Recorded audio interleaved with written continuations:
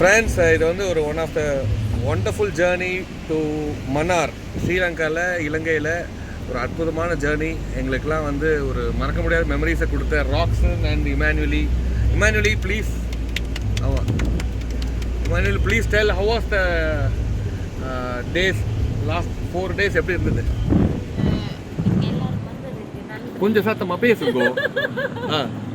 எல்லாரும் வந்ததுக்கு நன்றி. எப்படி நாங்கள் எங்களோட என்ன சொல்றது, ஹாஸ்பிட்டாலிட்டி கொஞ்சம் ஏதாச்சும் தப்பு இருந்தால் மன்னித்து கொள்ளுங்க. No you have done a great job. நல்ல விஷயமும் பண்ணோம். ஏதாச்சும் குறை விட்டுருந்தா அதை மனசில் வச்சுக்காதீங்க.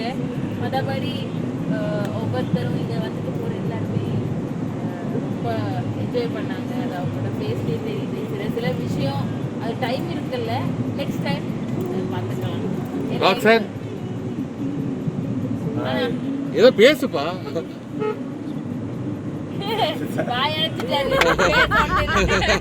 ராக்ஸனுக்கு இப்போ இது செகண்ட் ஹோம். இல்ல Roxan? Lakshmi tell about the trip. ரொம்ப சூப்பரா இருந்துச்சு. ரொம்ப நல்லா பார்த்துக்கிட்டாங்க. ரொம்ப சந்தோஷமா இருக்கு. எந்த குறையும் இல்லாம நல்லா பார்த்துக்கிட்டாங்க. We are very happy. என்ன சொல்றது? So happy to be a part of your family. Thank you.